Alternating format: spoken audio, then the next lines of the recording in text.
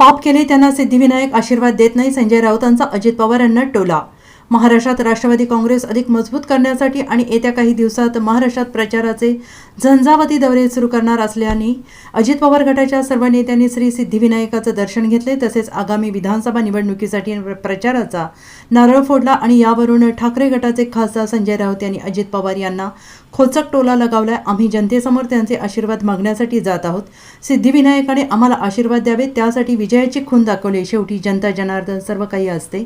लोकांचा विश्वास पुन्हा संपादन करण्यासाठी त्यांच्या समोर जाणार आहोत। चांगल्या कामाची सुरुवात ही गणरायाच्या दर्शनाने केली जाते। 14 जुलै रोजी बारामतीमध्ये आमची जाहीर सभा होत असल्याने त्याची सुरुवात केल्याचं उपमुख्यमंत्री अजित पवार यांनी सांगितले। आणि त्यानंतर संजय राऊत यांनी अजित पवारांवर निशाणा साधला। ते पत्रकारांशी बोलत होते। ते सिद्धिविनायकाचे दर्शन घेत आहेत, चांगली गोष्ट आहे। सिद्धिविनायकाला पाप पुण्य समजते। पाप पुण्य कोण करत आहे, हे चोऱ्या लबाडी कोण करत आहे, कोण माझ्या दारात पुण्यात्म व्हायला येत आहे हे त्यांना कळत असतं।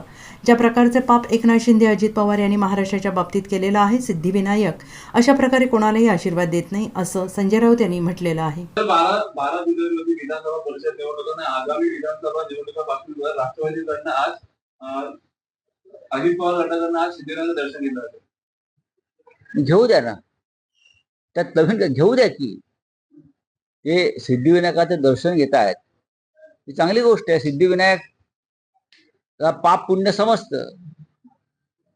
पुण्य कोण करते, पाप कोण करते, चोऱ्या लांड्याला वड्या करून कोण माझ्या दारात पुण्यात्मा व्हायला येत आहे हे सगळ्यांना कळत असतं ना। त्याच्यामुळे ज्या प्रकारचं पाप एकनाथ शिंदे अजित पवार या लोकांनी महाराष्ट्राच्या बाबतीत केलेलं आहे, सिद्धिविनायक कोणालाही अशा प्रकारे आशीर्वाद देत नाही। Bureau report, SBN Marathi, Mumbai.